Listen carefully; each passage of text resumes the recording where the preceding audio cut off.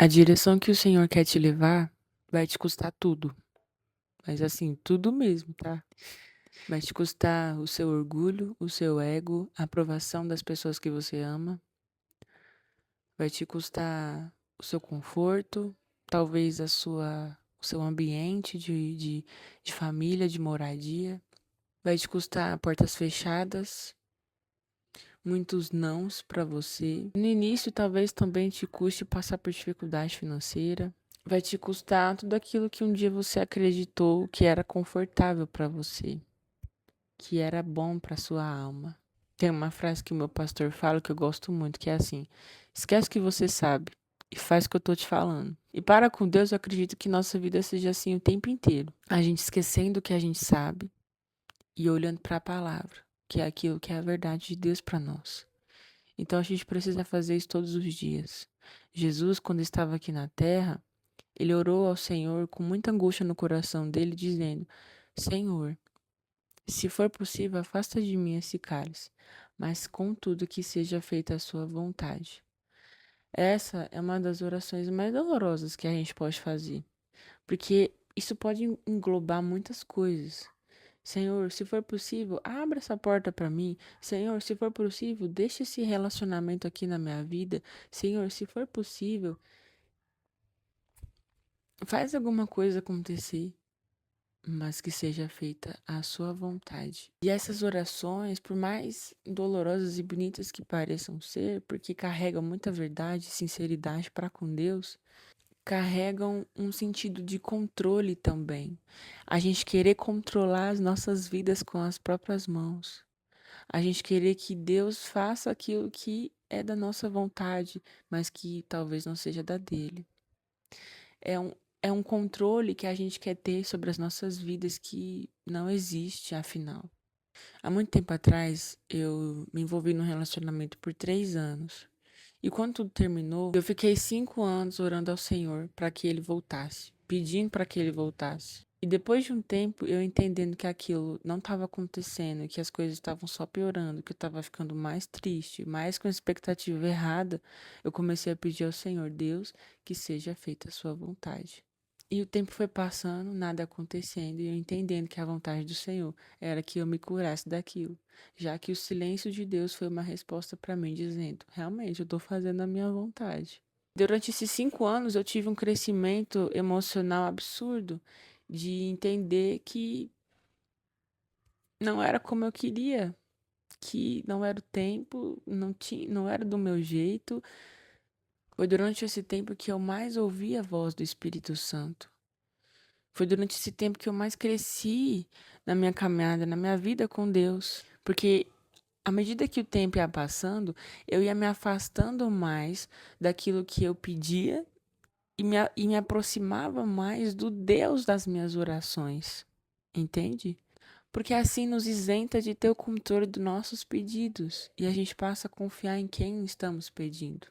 Se a vida não for resumida assim, a gente vai ter muito mais sofrimentos do que o necessário. Porque a gente vai sempre estar querendo buscar o controle daquilo que a gente não tem da nossa própria vida, esquecendo de quem cuida de nós. A palavra do Senhor vai dizer: eu sei bem os planos que eu tenho para vocês, diz o Senhor. Planos de paz, não de mal. Planos de dar um futuro que vocês desejam. Ele ainda é bondoso em falar essa última parte. Então não se apegue àquilo que você tem orado. Não se apegue a as coisas que você precisa e sabe que precisa perder para ganhar uma vida com Cristo. Quando Jesus fez essa oração, ele sabia exatamente qual era a vontade de Deus, mas ele orou mesmo assim, ele pediu mesmo assim, porque ele estava sofrendo. E eu enxergo muito isso parecido conosco, com as nossas vidas, sabe?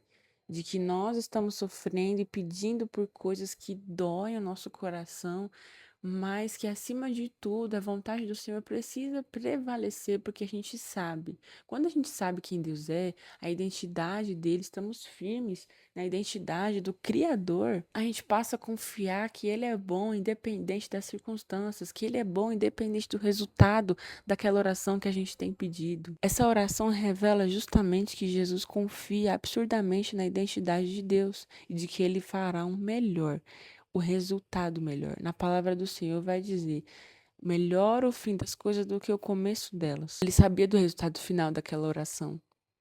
Ele sabia a vontade de Deus no final de tudo, de que era cumprir o propósito independente da dor, independente das circunstâncias, porque o propósito é sempre maior do que isso, é maior do que nós, maior do que os nossos desconfortos, maior do que as nossas dores, angústias, traumas, coisas que carregamos nas nossas vidas. E se a gente precisar todos os dias fazer essa oração: Deus, eu estou me sentindo muito mal com a minha vida. Deus, eu tenho um trauma desse. Deus, eu estou me sentindo desconfortável. Mas, contudo, que seja feita a vontade do Senhor, porque ela é boa, ela é perfeita, ela é agradável. Se a gente precisar fazer essa oração todos os dias, as nossas vidas vão mudar. A nossa ótica sobre quem Deus é, a identidade de Deus sobre nós, vai mudar todos os dias. Os nossos sofrimentos vão passar a ser, como Paulo dizia: tudo é perda, tudo vai ser perda, porque eu confio na vontade do meu Pai, porque eu confio que Ele tem feito o melhor para mim e que o resultado final vai ser melhor do que o começo das coisas. Porque eu tenho um Deus que a vontade dele é melhor que a minha, é superior que a minha. Eu vou confiar, independente do que eu estiver sentindo, das minhas circunstâncias atuais. Eu confio no meu Deus. Então, se você tem passado, está passando por dias, momentos, circunstâncias que parece que tá tudo alterado de acordo com as suas orações, fique em paz. Começa a fazer essa oração de que Deus faça a sua vontade acima da minha. E você vai ver uma transformação, uma rotação de 360 na sua vida. Quando você começar a fazer essa oração, que revela quem você confia. Revela que tudo, mesmo que tudo dê errado na sua vida, a vontade do Senhor está sendo feita. Feliz é o homem que persevera na provação, porque depois de aprovado, receberá a coroa da vida, que Deus prometeu aos que o amam. A vida é uma constante provação, você não acha, não? Mas aqui fala: receberá a coroa da vida que Deus prometeu aos que o amam. É só quem ama o Senhor que consegue perseverar nas provações, que consegue ficar até o final e no final de tudo dizer: Deus, eu estou passando por isso, mas contudo, que seja feita a tua vontade. Esse é o coração que o Senhor busca para manifestar a glória dele e dar a coroa da vida no final de tudo. Porque, como eu disse, revela o amor de Deus que a gente tem para com Deus, na verdade. Se esse devocional edificou a sua vida, fique aqui, porque todos os dias tem tido esses devocionais. O Senhor tem falado conosco. É curto, mas espero que tenha edificado a sua vida. Se inscreva no canal, curte esse vídeo e até amanhã. Deus te abençoe. Tchau.